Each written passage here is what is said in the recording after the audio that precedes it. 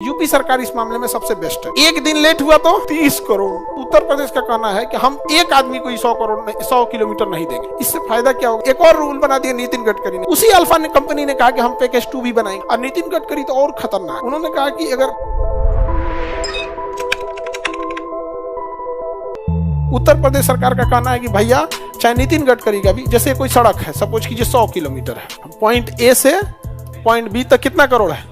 100 crore. UP सरकार कहती है कि देख भाई डीपीआर हम बना देंगे कि कितना खर्चा आएगा जमीन हेन में, लैंड एक्विजिशन हम कर देंगे। क्योंकि सरकार क्या करती है ना, इस एरिया में जमीन रजिस्ट्री पे रोक लगा देती है। कहते कोई ना खरीद पाएगा ना बेच पाएगा जब तक कि हम खरीद ना बिक्री ना कर ले। तो आप जाइएगा ना जमीन में बेचने, तो कहेगा अरे भैया इसका डीपीआर बन रहा है, इस पे रोक लगा है। जिसका इससे सटल खेत आएगा, जब सरकार खरीद लेगी तब उसको हटाएगी। तो ये बिहार में भी ये रूल है। यूपी सरकार कह रही है कि देखो भैया हमने डीपीआर बना दिया, लैंड एक्विजिशन कर दिया, अब तुम्हें बनाना है। अब ये 100 किलोमीटर सड़क है ना, तो उत्तर प्रदेश का कहना है कि हम एक आदमी को 100 किलोमीटर नहीं देंगे, हम इसको 4 खंड में बांट देंगे। इसको कहेंगे phase 1, package 1, package 1, package 2, package 3, package 4, सब 25-25 किलोमीटर बांट दिए। समझा गया? अब हम कहेंगे कि देखो भैया हमको इतनी मोटी सड़क चाहिए, 50 साल सड़क चलना चाहिए, इतने टन वजन रोक लेना चाहिए, कौन कंपनी से बनाएगी? तो एक कंपनी इसको ठेका दे दिया जाएगा, दूसरा इसको, तीसरा इसको, चौथा इसको। इससे फायदा क्या होगा? एक साथ हर जगह काम चालू होगा, हर जगह काम चालू होगा।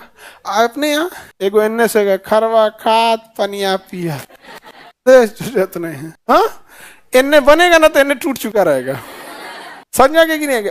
उसके बाद समझो ध्यान से, एक और रूल बना दिया नितिन गडकरी ने। सपोज कीजिए कि किसी कंपनी ने कही, अल्फा कंपनी आई। कौन सी कंपनी? कहा कि हम पैकेज 1 बनाएंगे।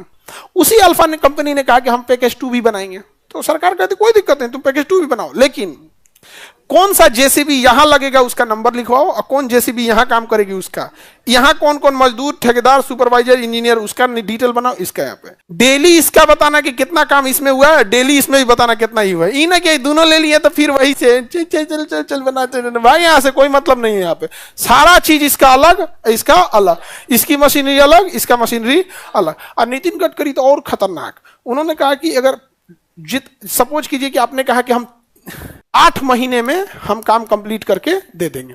कितने महीने में? अगर आपने लेट किया तो प्रतिदिन 1 करोड़ जुर्माना लगा देंगे। एक दिन लेट हुआ तो 1 करोड़, 2 दिन लेट हुआ तो, सपोज करो 1 महीना लेट हुआ तो कितना करोड़?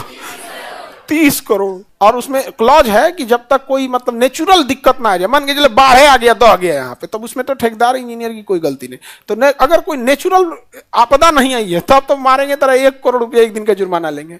लेकिन उस इंसान को देखिए, नितिन गडकरी, उस इंसान में कितनी दूरदर्शिता है कि अगर एक दिन लेट कीजिएगा तो 1 करोड़ जुर्माना लगाएंगे, लेकिन अगर एक दिन पहले सौंप दीजिएगा तो 25 लाख रुपया प्रतिदिन के हिसाब से इनाम भी देंगे। हमेशा इनाम कम और जुर्माना ज्यादा होना चाहिए, ताकि लोग जुर्माने से ज्यादा डरे, भले इनाम की ओर आए या ना आए।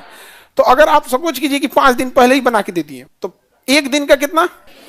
10 दिन पहले दे दिए तो 2.5 करोड़। एक दिन का 25 लाख रुपए के हिसाब से आपको इनाम दे देगा। बहुत अच्छा काम किया, बहुत अच्छा से काम किया। एक दिन लेट किए तो 1 करोड़।